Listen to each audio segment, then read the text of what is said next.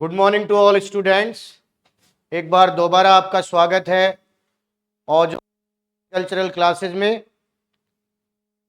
जैसा कि आप जानते हो, ओजोन क्लासेज रेगुलर आपके लिए ऑनलाइन वीडियोस अवेलेबल करवा रहा है। तो सबसे पहले अपने दोस्तों में, तैयारी करने वालों में वीडियोस को शेयर करते रहिए। हर सब्जेक्ट के वीडियोस आपको मिल रहे हैं, उन्हें शेयर कीजिए, लाइक कीजिए, कमेंट कीजिए। और कमेंट की जहाँ तक बात करें तो कल हम जेनेटिक्स हमने स्टार्ट किया था, वहाँ पर बहुत से स्टूडेंट का कमेंट आया कि सर हिंदी मीडियम में भी होना चाहिए। तो आज आपके लिए बाइलिंगुअल में लेके आए हैं। कल जो जेनेटिक का पार्ट फर्स्ट हमने पढ़ा था उसके बहुत अच्छे अच्छे क्वेश्चन आपके लिए लेकर आए हैं। बहुत अच्छे क्वेश्चन जो CUET और नीट के पॉइंट ऑफ व्यू से बहुत इंपॉर्टेंट है आप लोगों के लिए।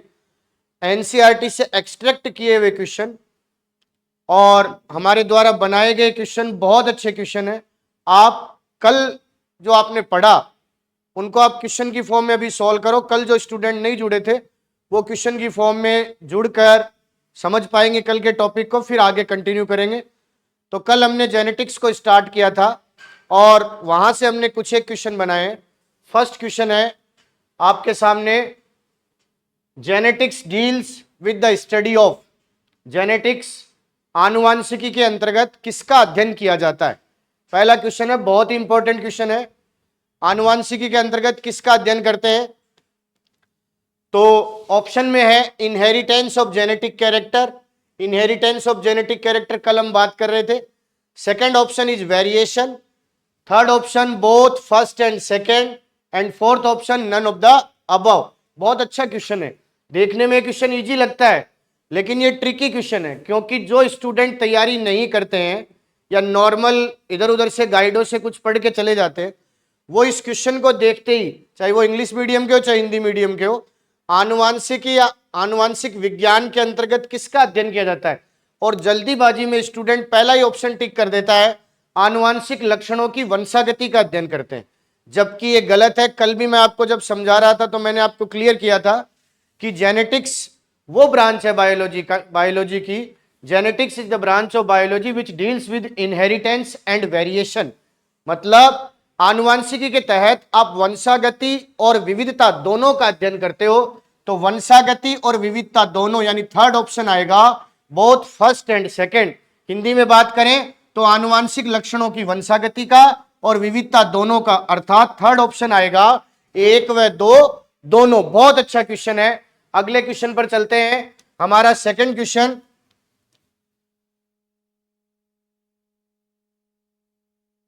है हमारा सेकंड क्वेश्चन आपके सामने, which of the following is the basis of heredity. Which of the following is the basis of heredity, निम्न में से आनुवांशिकता का आधार है। यह भी NCERT से एक्सट्रैक्ट किया हुआ क्वेश्चन है। क्लियर लिखा हुआ है, वहां पर क्लियर लिखा हुआ है, inheritance is the basis of genetics या is the basis of heredity, clear लिखा है NCERT में। तो यहां पर वंशागति आएगा, इनहेरिटेंस आएगा। चौथा ऑप्शन आएगा इनहेरिटेंस या वंशागति, जो कि आनुवांशिकता का आधार है या बेसिस ऑफ हेरिडिटी है। इससे मिलते जुलते कुछ क्वेश्चन और होते हैं, इसी से मिलते जुलते। तो हम अगले क्वेश्चन पर आते हैं। ध्यान रखना, गौर, चीजों को भूलना नहीं है आपको बिल्कुल भी। अगर आपको क्वेश्चन में पूछा जाए कि बेसिस ऑफ, ये बेसिस आई है, थोड़ी सी प्रिंटिंग मिस्टेक है बेटा, basis of heredity, basis of heredity या आनुवांशिकता का आधार पूछे तो वंशागति है। नेक्स्ट क्वेश्चन पर आते हैं। हमारा नेक्स्ट क्वेश्चन इससे कुछ मिलता जुलता है। Question number third, which one is the physical basis of heredity, यानी कि आनुवांशिकता का भौतिक आधार। बहुत अच्छा क्वेश्चन है। पहला केवल आधार वंशागति, भौतिक आधार यानी फिजिकल बेसिस की बात करें तो फिजिकल बेसिस जीन होता है। ध्यान रखना इस बात का, भूलना नहीं आपको। Physical basis of heredity is genes. ध्यान रखना है, आनुवांशिकता का भौतिक आधार जीन होते हैं। आनुवांशिकता का आधार वंशागति, आनुवांशिकता का भौतिक आधार जीन। अगला क्वेश्चन इससे मिलता जुलता ही अगला क्वेश्चन, अगले क्वेश्चन पर आते हैं। और अगला क्वेश्चन है, which one is the chemical basis of heredity. Which one is the chemical basis of heredity, यानी आनुवांशिकता का रासायनिक आधार किसे कहते हैं? Chemical basis of heredity. तो केमिकल बेसिस ध्यान रखना, भूलना नहीं है, केमिकल बेसिस डीएनए होता है, ध्यान रखना, रासायनिक आधार डीएनए होता है। 3 क्वेश्चन बहुत ही इंपॉर्टेंट आपके तैयार हो रहे हैं यहां से। फर्स्ट क्वेश्चन आनुवांशिकता का आधार, बेसिस ऑफ हेरिडिटी, वो क्या है? वो इनहेरिटेंस है, वंशागति है। Second question physical basis of heredity, यानी वंशागति का भौतिक आधार जीन्स है। Third question chemical basis of heredity, यानी आपकी आनुवांशिकता का रासायनिक आधार डीएनए। 3 क्वेश्चन आपके बहुत ही अच्छे तैयार हुए हैं। अगली स्लाइड पर आते हैं, बहुत ही इंटरेस्टिंग क्वेश्चन आ रहा है आपके लिए। अगली स्लाइड, ये तो सभी नॉर्मल सा क्वेश्चन है, सब इस बारे में आप स्टूडेंट्स तैयारी कर रहे हैं, वीडियोस देख रहे हैं, तो कमेंट भी करें, आंसर कमेंट भी करें, आप लोग आंसर कमेंट करें। ये तो नॉर्मल सबको पता होता है। Who is called the father of genetics, या who is called as father of genetics, आप जानते हो। आनुवांशिकी का जनक किसे कहा जाता है? तो मेंडल को कहते हैं। आनुवांशिकी का जनक कौन थे? Father of genetics, Mendel. ठीक है, ये नॉर्मल सा क्वेश्चन है, हर जगह मिलता है, बट हमने डाल दिया, एक नेसेसरी क्वेश्चन है इसलिए। नेक्स्ट क्वेश्चन पर आते हैं। नेक्स्ट क्वेश्चन ये है बहुत ही इंटरेस्टिंग क्वेश्चन। इस एक क्वेश्चन में 4 क्वेश्चन तैयार हो रहे हैं आपके। सबसे बड़ी बात तो क्या है कि जैसे आप सीयूईटी में आपने प्रीवियस ईयर के पेपर को देखा था, सीयूईटी में आजकल क्या हो रहा है, नीट में तो पहले से ही था, सीयूईटी में भी क्या हो रहा है कि टेबल के और कथन के, यानी टेबल और स्टेटमेंट वाले क्वेश्चन आ रहे हैं। 4 स्टेटमेंट आपको दे देंगे और उनमें से कौन सा स्टेटमेंट ट्रू और फॉल्स है उस पर क्वेश्चन आ जाएगा, सत्य और असत्य पर, या फिर आपको टेबल दे देंगे और मिलान पर क्वेश्चन आ जाएगा। तो यहां पर हमने एक बहुत अच्छा क्वेश्चन एक्सट्रैक्ट किया है, वो है match the column first and column second and select the correct option. हमें यहां पर कॉलम फर्स्ट दिया है, ये रहा, ये कॉलम सेकंड दिया है, इन कॉलम में हमें टेबल को मैच करना है। क्वेश्चन, पहली बात तो आपको ये क्वेश्चन सॉल्व करना आना चाहिए, इसका तरीका आना चाहिए, पहले तो आपको तरीका आना चाहिए। ध्यान रखना, ये 2 टेबल होती है, इनको मैच करना होता है। ठीक है, टेबल में एक तरफ कॉलम ए में कुछ स्टेटमेंट दिए हुए होते हैं, कॉलम बी में कुछ स्टेटमेंट दिए होते हैं, वो मैच कराने होते हैं। ठीक है, यहां पर 4 क्वेश्चन, पूरी एक टेबल में 4 क्वेश्चन आपके प्रिपेयर हो रहे हैं। फर्स्ट स्टेटमेंट दिया है, फर्स्ट कॉलम में ए में दिया है father of modern genetics, B में दिया है, कॉलम फर्स्ट की बात कर रहा हूं, बी में father of experimental genetics, then C father of human genetics and physiological genetics, then D, पहले मैं इंग्लिश में डिस्कस कर दूं फिर हिंदी में भी इसे डिस्कस करूंगा क्योंकि क्वेश्चन बड़ा है, एक पीपीटी पर आ नहीं पाया तो नेक्स्ट पीपीटी पर शिफ्ट होंगे, तब आपको मैं नेक्स्ट हिंदी मीडियम वाला डिस्कस कर दूंगा, पहले इंग्लिश का डिस्कस कर दूं। Statement number D, father of genetic engineering. 4 यहां पर आपको क्वेश्चन दिए, father of modern genetics, father of experimental genetics, then father of human genetics and physiological genetics, then next one is father of genetic engineering. और column number second में हमें option दिए हैं, first में Morgan, then second Bateson, then third one is Paul Berg and fourth one is Garrod. 4 option दिए हैं, हमें match करना है इनको, हमें इनको मैच करना है ताकि हम ऑप्शन से सही, ध्यान देना, गलती मत कर देना, कुछ स्टूडेंट गलती करके निकल जाते हैं। यहां पर क्या होता है, मैच करना है, वहां मैच से ऑप्शन नहीं, नीचे विकल्प दिए हुए, नीचे ऑप्शन दिए, उनमें से ढूंढना है हमको। तो सबसे पहले आपको मैच करना होगा, फादर ऑफ मॉडर्न जेनेटिक्स की बात करें, एक तो इन टेबलों को सोल्व करने का एक पैटर्न होता है, आपको जो ऑप्शन आता है एकदम कंफर्म आप हो उसको सबसे पहले मैच कर लो आप, फिर हो सकता है कई बार क्या, मोस्ट ऑफ द चांसेस में टेबल में एक ऑप्शन सोल्व होते ही पूरी टेबल सोल्व हो जाती है। जैसे हम बात करें यहां पर आपको क्या आता है, आपको जैसे यहां पर आपने देखा होगा फादर ऑफ एक्सपेरिमेंटल जेनेटिक्स की बात करें तो father of experimental genetics Morgan थे। फादर ऑफ एक्सपेरिमेंटल जेनेटिक्स कौन थे? मॉर्गन। आप जानते हो मॉर्गन ने ड्रोसोफिला मेलेनोगेस्टर पर बहुत एक्सपेरिमेंट किए थे। ठीक है, उन्होंने लिंकेज वगैरह के रूल इंट्रोड्यूस करवाए थे, तो मॉर्गन को सब जानते हैं। Morgan was the father of experimental genetics. हमारा यहां पर मैच हो रहा है। ठीक है, अब सबसे पहले तो मैं आपको नॉर्मल बता दूं, मोस्ट ऑफ द केसेस में होता क्या है कि आपको जो कंफर्म आ रहा है वो अगर आप सोल्व कर लेते हो तो बाकी आपको ऑप्शन मिलते जुलते से मिल जाते हैं। जैसे हम यहां पर देखें, हमारे को बी फर्स्ट में मिल रहा है। ठीक है, बी फर्स्ट में ये रहा, बी फर्स्ट में थर्ड वाले ऑप्शन में है, बी फर्स्ट में। यहां पर third A, father of modern genetics, father of modern genetics Bateson होते हैं, सीधी सी बात है। फिर father of human genetics and physiological genetics, human genetics और फिजियोलॉजिकल जेनेटिक्स के फादर कौन है? गैरोड है। देन हम बात करें फादर ऑफ जेनेटिक इंजीनियरिंग, तो जेनेटिक इंजीनियरिंग पॉल बर्ग है। तो यहां देखो हमारी पूरी टेबल मैच हो रही है क्या? यहां पर ए में आ रहा है सेकंड, सही है, बी में आ रहा है फर्स्ट, राइट, देन सी में 4, राइट, और देन डी में 3, राइट, यानी ऑप्शन नंबर थर्ड हमारा सही आंसर होगा। हमारा सही आंसर यहां पर क्या होगा? Option number third. अब हिंदी मीडियम के स्टूडेंट्स के लिए इसी क्वेश्चन को हिंदी मीडियम में शिफ्ट करता हूं, नेक्स्ट स्लाइड पर आते हैं। और आप लोगों के लिए हिंदी मीडियम, जैसे कल बहुत से स्टूडेंट ने कमेंट करके रिक्वेस्ट करी थी कि सर हिंदी मीडियम वाले स्टूडेंट्स के लिए भी लाए, तो आज बाइलिंगुअल में आपके लिए वीडियो लाए हैं। तो फर्स्ट है कॉलम फर्स्ट तथा कॉलम सेकंड को सुमेलित कर सही विकल्प का चयन कीजिए। यहां पर दिया है आधुनिक आनुवांशिकी के जनक कौन है, दूसरा प्रायोगिक आनुवांशिकी के जनक कौन है, तीसरा मनुष्य तथा कार्यिकी आनुवांशिकी के जनक कौन है, और चौथा आनुवांशिक अभियांत्रिकी के जनक कौन है। इधर है मॉर्गन, बैटसन, पालबर्ग और गैरोड। तो आप जानते हो आधुनिक आनुवांशिकी के जनक है बैटसन और प्रायोगिक आनुवांशिकी के जनक है मॉर्गन, मनुष्य तथा कार्यिकी आनुवांशिकी के जनक है गैरोड, और आनुवांशिक अभियांत्रिकी आपके बायोटेक वाले में आएगा। यहां चाहे स्टार लगा लेना, ऑफलाइन क्लासेस में स्टार लगवाते हैं ना, वैसे यहां स्टार लगा लेना। आनुवांशिक अभियांत्रिकी के जनक बायोटेक में भी खूब आएगा इनके बारे में, पॉल बर्ग। तो हमारा ऑप्शन नंबर थर्ड यहां पर राइट होता है। ये हमारे कुछ क्वेश्चंस हैं, ठीक है, ये आपके लिए कुछ क्वेश्चन लेके आए। कल जितना हमने पढ़ा उसमें से एक्सट्रैक्ट करके, एनसीईआरटी से एक्सट्रैक्ट करके बहुत अच्छे अच्छे क्वेश्चन आपके लिए तैयार करके लाए। ऐसे ही धीरे धीरे आपके लिए क्वेश्चंस लाते रहेंगे, तो आप जुड़े रहिए। आगे मैं टॉपिक को कंटिन्यू करता हूं और हम कल के आगे चलते हैं और हम देखेंगे अब हमारा next topic back cross. Next topic है हमारा बैक क्रॉस। बैक क्रॉस यानी प्रतीप संकरण। बैक क्रॉस प्रतीप संकरण क्वेश्चन आ जाता है। सबसे पहले आपको चीजों को समझना है, टॉपिक को समझना है बड़े ही ध्यान से। प्रतीप संकरण, बैक क्रॉस। बैक क्रॉस यानी प्रतीप संकरण।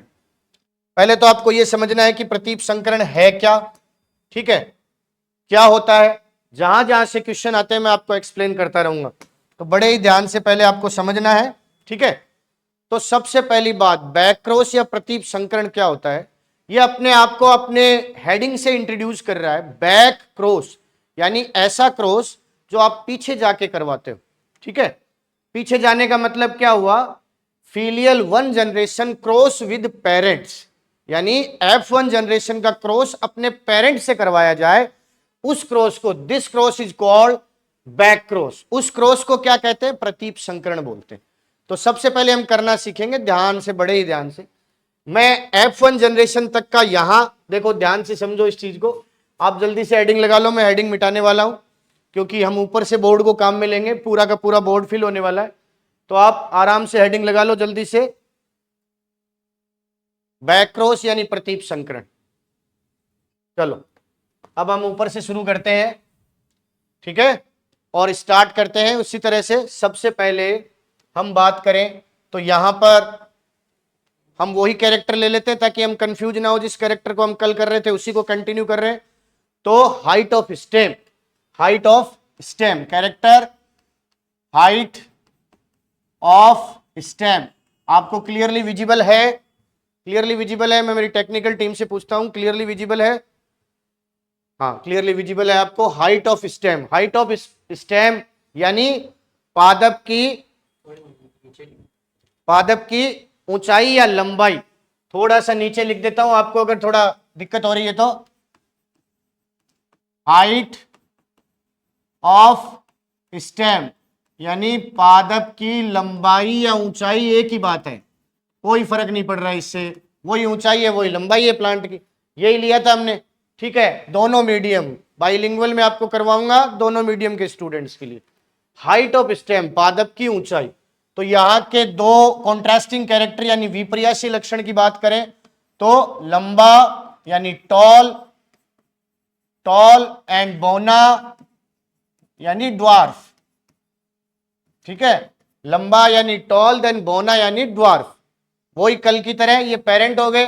ध्यान देना, यहां पर आपको बहुत ध्यान से समझना है चीज को, क्योंकि मोस्ट ऑफ द केसेस में होता क्या है, बैक क्रॉस क्या है उसकी एक डेफिनेशन लिखी हुई है, बट उसके रेशियो से क्वेश्चन आते हैं, अनुपातों से क्वेश्चन आते हैं। तो जहां से क्वेश्चन एक्सट्रैक्ट होता है वो चीज आपको मिलनी चाहिए, चमनप्रास मिलना चाहिए आपको। सीधी बात यही है। तो ध्यान से समझते हैं, ये यहाँ पे पेरेंट है, ठीक है। पेरेंट यानी पैतृक, आप जानते हो अच्छे से, शब्दों पर गौर करना, कल आपने किया था पैतृक। अब गैमीट फॉर्मेशन होंगे, गैमीट्स फॉर्म होंगे, और आप जानते हो गैमीट फॉर्मेशन कैसे होता है, with the help of meiosis, अर्धसूत्री विभाजन की सहायता से होता है, कल हमने देखा था।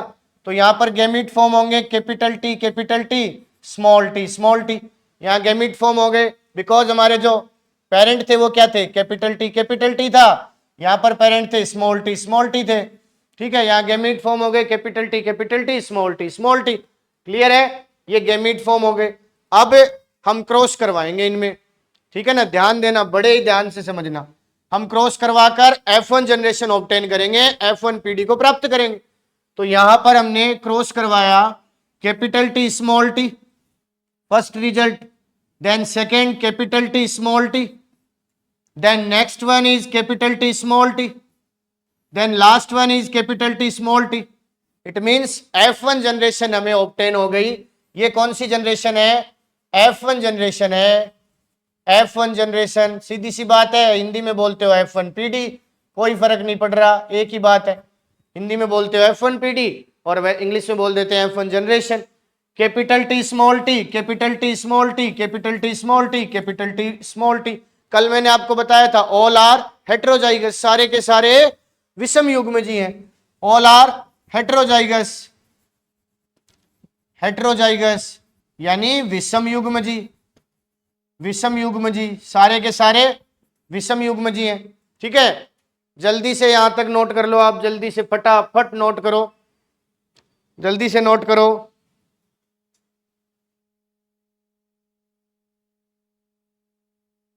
फटाफट जल्दी से नोट करो, जल्दी।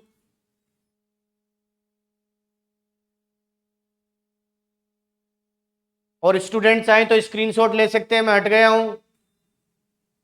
आप चाहो तो स्क्रीनशॉट ले सकते हो या फिर नोट कर लो जल्दी से। चलो आगे चलते हैं, ठीक है। हो गया, नोट कर लिया होगा, जल्दी से आप नोट कर लो, या फिर एक इजी मेथड है, स्क्रीनशॉट ले लिया करो, ठीक है ना। चलो आगे चलते हैं, मैं कलर चेंज कर लूं ताकि थोड़ा सा आप डिफरेंस को मैनेज कर पाए। चलो अब हम क्या करेंगे, हमने जो अब क्या काम है, बैक क्रॉस अब समझ में आएगा। अभी तक तो नॉर्मल जो प्रोसेस हमने कल किया था मोनो हाइब्रिड क्रॉस में, एक संकर संकरण में, वही प्रोसेस अब हम कर रहे हैं, वही प्रोसेस कर रहे हैं अभी तक तो हमने। अब बैक क्रॉस क्या है वो यहां समझ में आएगा, ध्यान देना। बैक क्रॉस का मतलब क्या होता है, ये F1 जनरेशन जो आपने ऑब्टेन करी है, ये जो F1 जनरेशन है, इस F1 जनरेशन का क्रॉस आप पेरेंट से करवाते हो। यानी जो capital T small T F1 generation है, इसका क्रॉस आप पेरेंट से करवाते हो। ध्यान देना, यहां पर ही डिफरेंस आता है। यानी आप इसका क्रॉस पेरेंट से करवाते हो, इसका मतलब आप इसका क्रॉस दोनों पेरेंट से करवा सकते हो। ध्यान देना, डोमिनेंट पेरेंट से भी और रेसेसिव पेरेंट से भी, प्रभावी पैतृक से भी और अप्रभावी पैतृक से भी, दोनों से करवा सकते हो। याद रखना, भूल न जाना, ऑफलाइन क्लासेज में ये बोलता हूं ना मैं कि भूल न जाना, तो ये बात मत भूल जाना, बैक क्रॉस में F1 जनरेशन का क्रॉस दोनों पैतृकों से हो सकता है। दोनों पैतृक कौन से, डोमिनेंट और रेसेसिव, प्रभावी और अप्रभावी, दोनों पैतृक से आप क्रॉस करवा सकते हो, ठीक है। तो हम दोनों से ही करवा के देखेंगे, कहीं कोई इश्यू वाली बात नहीं है। सबसे पहले हम करेंगे डोमिनेंट से और उसके बाद करेंगे रेसेसिव से। तो चलो इधर लेते हैं इसको, डोमिनेंट। सबसे पहले कैपिटल टी स्मॉल टी का क्रॉस करवाएं डोमिनेंट से, ठीक है। एरो से कंफ्यूज नहीं होना है, मैं चलो एरो इधर लगा देता हूं, आपको ये नहीं लगना चाहिए। कैपिटल टी इससे करवाएंगे, ये एरो मैंने यहां लगा दी, यानी पहले आप F1 जनरेशन का क्रॉस किसके साथ करवा रहे हो? F1 जनरेशन का क्रॉस आप करवा रहे हो डोमिनेंट पेरेंट के साथ, प्रभावी पैतृक के साथ। चलो युग्मक बनाते हैं। युग्मक बनाए, capital T small T, it means gamete form हो रहे हैं, capital T small T. Then second capital T gamete form हो गए। ठीक है, आप थोड़ा सा मैं छोटा लिख रहा हूं ताकि स्क्रीन पर आ जाए, पूरा स्क्रीन पर पूरा आ जाए, इसलिए तो कोई दिक्कत तो नहीं है दिखने में, कोई इश्यू नहीं है। चलो अब क्रॉस करवाते हैं। हाँ भाई, साइज का कोई इश्यू नहीं है ना भाई? टेक्निकल टीम से पूछते हैं, साइज का कोई इश्यू नहीं आ रहा? Okay sir. चलो अब क्रॉस करवाते हैं। ये कैपिटल टी स्मॉल टी से क्रॉस करेगा, capital T sorry capital T से क्रॉस करके फॉर्म करेगा कैपिटल टी जाइगोट फॉर्म हो गया, ध्यान देना यहां पर। देन ये कैपिटल टी जाइगोट फॉर्म हो गया। Then capital T small T, then capital T small T zygote form हो गया। ठीक है, यहां पर रिजल्ट क्या मिल रहा है हमको? यहां पर रिजल्ट मिल रहा है capital T, then capital T, then capital T small T, then capital T small T. ध्यान देना, गौर करना। अभी मैं जब रेशियो कैलकुलेट करूंगा तब आपको चीजें समझ में आनी चाहिए, ये चीजें ध्यान रखना। यानी यहां पर मैं बात करूं तो हमें दो रिजल्ट मिल रहे हैं होमोजाइगस, और दो रिजल्ट मिल रहे हैं हेटेरोजाइगस। दो क्या मिल रहे हैं? होमोजाइगस, और दो क्या मिल रहे हैं? हेटेरोजाइगस, है ना? ये दोनों क्या है? ये होमोजाइगस है, होमोजाइगस है। होमोजाइगस का मतलब क्या हुआ? समयुग्मजी हैं। क्या है? समयुग्मजी, दोनों मीडियम के लिए समयुग्मजी। और इधर इधर क्या है? Capital T small T, it means ये हेटेरोजाइगस है। ये क्या है? Heterozygous, this one is heterozygous. And heterozygous को क्या बोलते हैं? विषम युग्मजी। इसे क्या कहेंगे? विषम युग्मजी कहेंगे। क्लियर है? देन इधर आते हैं, कलर दोबारा बदलता हूं ताकि आप चीजों को अच्छे से समझ पाओ। कलर चेंज कर लेते हैं। ठीक है, डिजिटल क्लासेज का और क्या फायदा होता है, और मैं तो बार बार कहता हूं डिजिटल क्लास सबसे प्रॉफिटेबल बायोलॉजी के लिए होती है। तो चलो हम अब क्या करेंगे? अब हम हमारी F1 generation capital T small T का क्रॉस करवाएंगे किसके साथ? किसके साथ? रेसेसिव पेरेंट के साथ। ठीक है, F1 generation cross with recessive parent. मैंने आपको पहले बताई थी बैक क्रॉस की डेफिनेशन क्या है। F1 generation cross with parents, cross with parents, चाहे वो डोमिनेंट हो चाहे रेसेसिव, आइदर डोमिनेंट और रेसेसिव दोनों। तो यहां पर हम रेसेसिव से करवा रहे हैं। अब तो गेमिट फॉर्म होंगे कैपिटल टी स्मॉल टी, और यहां पर गेमिट फॉर्म होंगे स्मॉल टी। अब इनमें क्रॉस करवाएंगे। यहां पर ध्यान देना, यहां पर देखो capital T small T, then capital T small T, then next small T, then next small T. ठीक है, यहां पर भी हमें क्या मिल रहा है? इधर हमें मिल रहे हैं हेटेरोजाइगस, हेटेरोजाइगस यानी विषम युग्मजी। इधर हमें क्या मिल रहे हैं? विषम युग्मजी। और इधर हमें क्या मिल रहे हैं? होमोजाइगस, होमोजाइगस यानी समयुग्मजी। इधर हमें क्या मिल रहे हैं? समयुग्मजी। ठीक है, हमें दोनों साइड रिजल्ट मिल गए हैं। ये जनरेशन कौन सी आप जानते हो? F2 जनरेशन है। F2 generation mean F2 PD। F2 generation means F2 PD। Clear है? ये रिजल्ट हमें ऑब्टेन हुआ है, ध्यान देना। जल्दी से इसे नोट करो या स्क्रीनशॉट लो जल्दी से। मैं स्क्रीन से हटता हूं, जल्दी इसे नोट करो फटाफट, और स्क्रीनशॉट ले सकते हो आप फटाफट।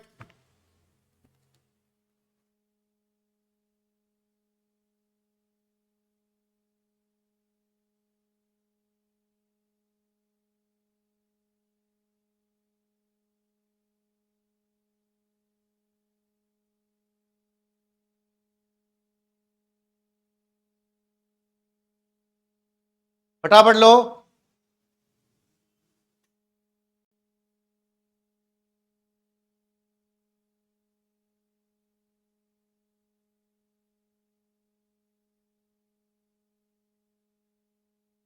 हो गया?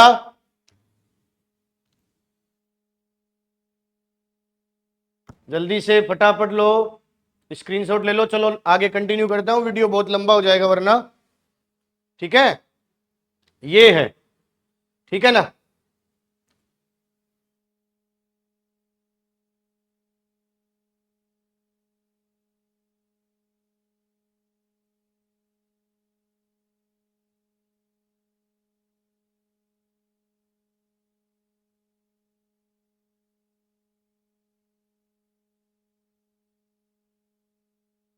चलो मैं पेज चेंज कर देता हूं, इसको सेव रख लेते हैं। आप चाहोगे तो आपको ग्रुप में पीडीएफ मिल जाएगा, कोई इश्यू वाली बात नहीं है, ठीक है। चलो नेक्स्ट पेज पर आते हैं, बट आपको ये थोड़ा सा ध्यान रखना है, मैं लास्ट के रिजल्ट ऊपर लेके जाऊंगा ताकि आप चीजों को समझ पाओ। नेक्स्ट पेज पर आते हैं हम। यहाँ पर हमें अभी रिजल्ट जो मिले थे, हम पीछे दोबारा देख सकते हो आप ध्यान से। पीछे जो रिजल्ट्स क्या थे, capital T capital T capital T capital T capital T small T capital T small T, ठीक है। वो रिजल्ट्स को लेके जाएंगे।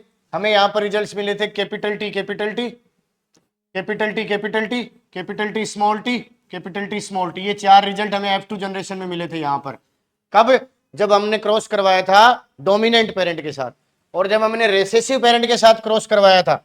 जब हमने रेसेसिव पेरेंट के साथ क्रॉस करवाया था तो हमें रिजल्ट मिला था, क्या मिले थे भाई, capital T small T, then capital T small T, then third one is small T, then next small T. ये रिजल्ट हमें मिले थे जब हमने F1 जनरेशन का क्रॉस करवाया रेसेसिव पेरेंट के साथ, ठीक है।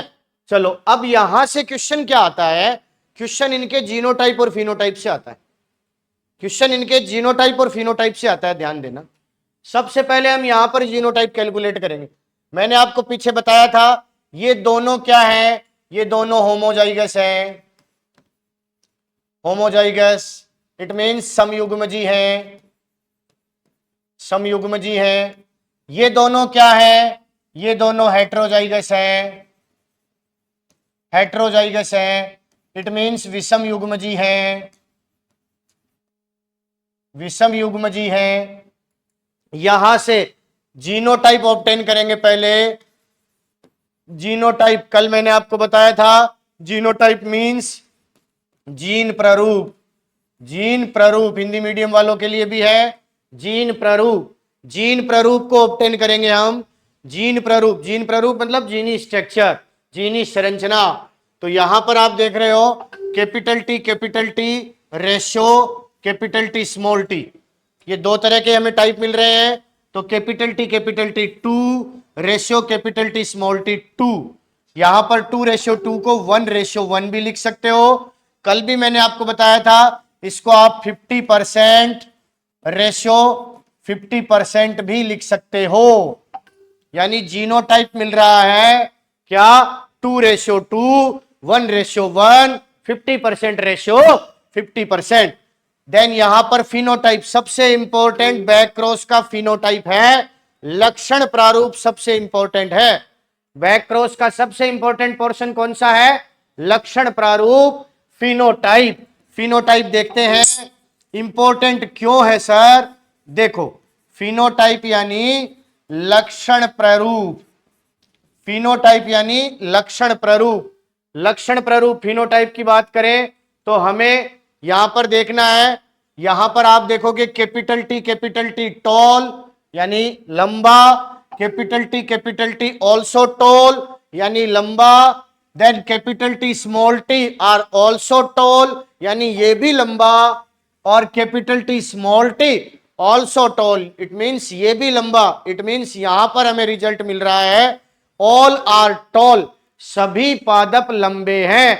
यानी जब आप F1 जनरेशन का बैक क्रॉस किससे करवाते हो, डोमिनेंट कैरेक्टर या डोमिनेंट पेरेंट यानी प्रभावी पैतृक से करवाते हो, तो आपको फिनोटाइप प्राप्त होता है क्या, ऑल आर टॉल, सारे के सारे, ऑल आर डोमिनेंट, सारे के सारे प्रभावी प्राप्त होते हैं। यानी यहां पर हमें लक्षण प्रारूप फिनोटाइप मिलता है 4:0, उसको हम कह सकते हैं all are tall, all are tall यानी सभी पादप लंबे प्राप्त होते हैं, सभी पादप लंबे प्राप्त होते हैं। यहां पर ध्यान देना मैंने स्टार लगा दिया है, दोबारा लगा दूं। बैक क्रॉस का सबसे इंपॉर्टेंट क्वेश्चन यहीं से पुट होता है, ध्यान देना। समझ में आ रही है ना बात? ठीक है ना? अब देखो नेक्स्ट, रेसेसिव कैरेक्टर वाला जीनोटाइप और फिनोटाइप कैलकुलेट करते हैं। जब हमने F1 जनरेशन का क्रॉस रेसेसिव कैरेक्टर से करवाया तो हमें क्या रिजल्ट मिला? F2 जनरेशन में capital T small T, then capital T small T, then small T small T, then small T small T, ये रिजल्ट हमको मिला।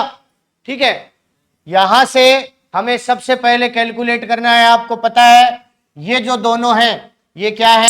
हेटेरोजाइगस है, हेटेरोजाइगस है यानी विषम युग्मजी है, विषम युग्मजी है। यहां पर हम देखें तो ये होमोजाइगस है, these are homozygous, these are homozygous means ये समयुग्मजी है। ठीक है, होमोजाइगस एंड हेटेरोजाइगस। यहां पर जीनोटाइप कैलकुलेट करें, जीनोटाइप, जीनोटाइप, जीनोटाइप अभी मैंने आपको बताया, जीन प्ररूप, जीन प्ररूप। ध्यान देना, क्वेश्चन में हड़बड़ाहट मत करना।